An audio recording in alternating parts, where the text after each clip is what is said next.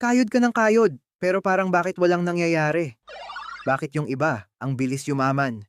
Pero ikaw, stuck ka pa rin sa ganyang sitwasyon. Isip mo ba dahil sa swerte? O baka naman, may mga ginagawa ka araw-araw na patagong pumapatay sa bulsa mo? In this video, ay pag-uusapan natin ang mga toxic habits at bad decisions na dapat mong iwasan kung gusto mong umasenso sa buhay ngayong taon. Ang pinakahuli ay ang pinakamahalaga, kaya huwag kang aalis. Pero bago tayo magsimula, paki-subscribe naman muna dyan, paki-hit na rin ng like button at share na rin sa mga kakilala mo. Point number 1, ang pagbili ng bagay para lang magpasikat.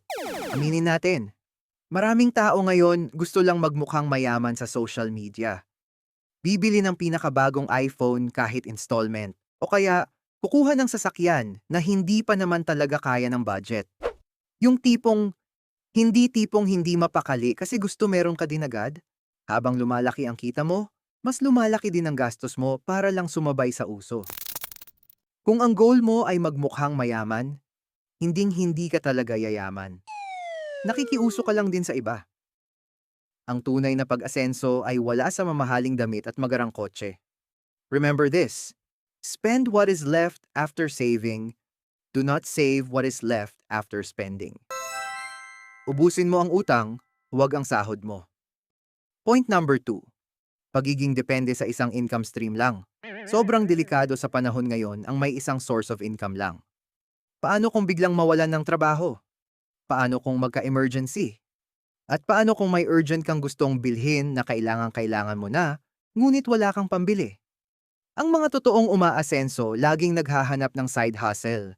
Hindi mo kailangan ng malaking puhunan agad. Pwede kang magsimula muna sa simpleng pagkakakitaan.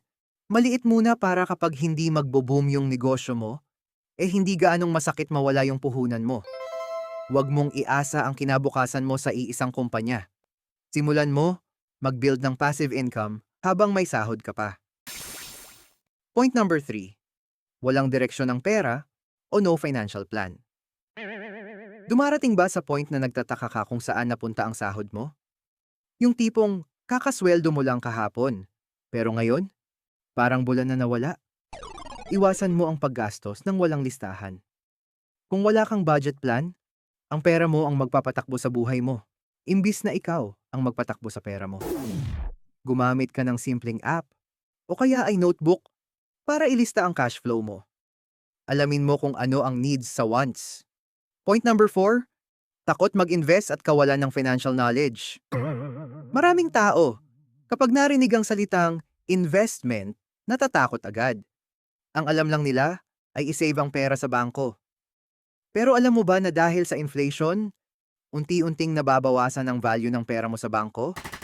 Huwag kang matakot mag-invest sa tamang paraan, tulad ng Pag-ibig MP2 o maliit na negosyo. At higit sa lahat, i-invest mo ang oras mo sa pag-aaral kung paano magpatakbo ng pera. Ang pinakamagandang investment ay ang kaalaman mo. Lahat tayo may pagkakataong umasenso. Kailangan mo lang talagang bitawan ang mga maling nakasanayan. Kayang-kaya mo yan.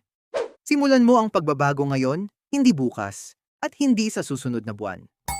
Maraming salamat sa panunood ng video na ito mula dito sa Pera Goals PH. Kung gusto mo pa ng mga ganitong videos tungkol sa tamang paghawak ng pera, pag-iipon, at mga patok na side hustles, mag-comment ka naman sa ibaba kung anong habit ang babaguhin mo simula ngayon.